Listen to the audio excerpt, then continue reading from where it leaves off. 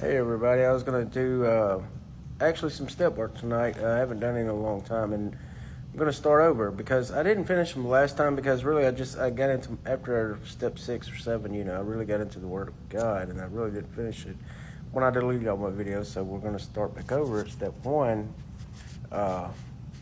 Step 1, we admitted we were powerless over alcohol, that our lives had become unmanageable. Here we go. This is in a 12 and 12 book. Who cares to admit complete defeat? Practically no one, of course. Every natural instinct cries out against the idea of personal powerlessness. It is truly awful to admit that it is truly awful to admit that, that is of personal powerlessness. Glass in hand, we have wrapped our minds into such obsession for destructive drinking that only an act of providence can remove it from us, okay? Now I'm going to go back up here. Every natural instinct cries out against the idea of personal powerlessness. That means your natural instincts that you were born with, and I'll prove it to you. Like your prideful instinct. I don't have a problem. You know what I'm saying? The prideful instinct. Or your sexual desires. Sex is better when I drink. It's always great, You don't have a problem, that prideful instinct. And then you got your sexual desires, and you got your instincts of, who are you to tell me, and the natural instincts to blame others. And it all wraps up into those natural desires instead of a spiritual or natural instincts instead of a spiritual instinct, if you really look at it from a spiritual instinct. Because normally 9 times out of 10 when you look at somebody, you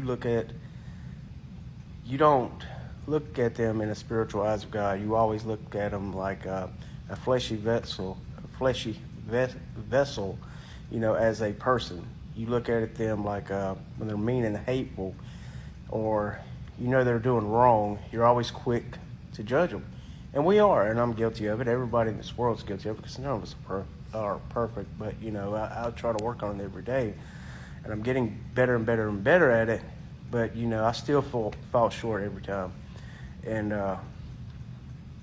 to admit your powerlessness over something, as a man coming from, nothing has held power over me, blah, blah, blah, in the past. And I'm like, now it's like, yeah, I'm definitely powerless over it. After you admit it and you know it, you spot it, you admit it, and you know for a fact you shouldn't touch it. It's like burning, like touching a hot stove. You keep touching that hot stove, it's going to keep on burning you until it burns your hand completely off. And for me, admitting I was powerless over it, first, I didn't admit to it because I didn't think I had a problem. And then I had people surrounding me in my circle, which their instincts as well, because everybody's instincts, the people you hang around with, pretty much are your instincts too. It's like, nah, you don't have a problem. You just like to drink. No, I had a problem. And when I finally did admit to it, I'm like, oh my God, what have I been doing to myself? That's crazy. You went from drinking all this. That's insane, because that's what alcoholism is, an addiction.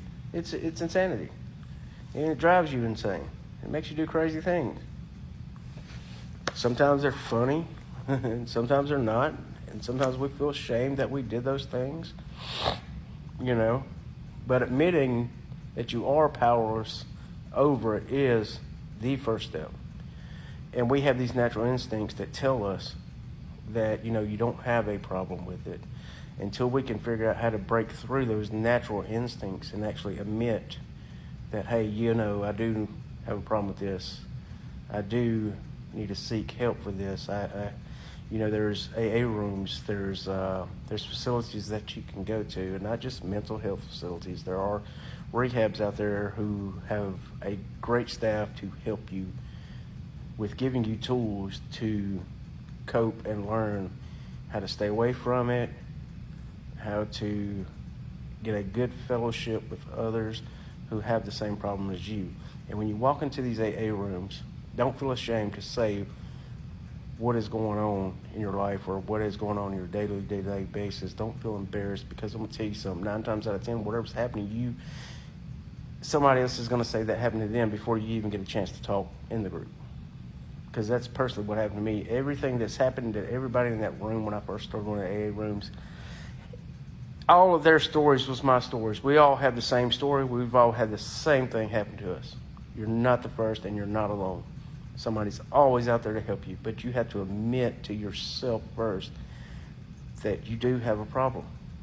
And you're going to have to break through those instincts, those prideful instincts, and all those other natural instincts that you have been taught and has been beat into you all your life, that you don't have a problem, or we don't talk about that outside the family, or we don't do this and we don't do that, and all those instincts. So, but if you need help, I'm here.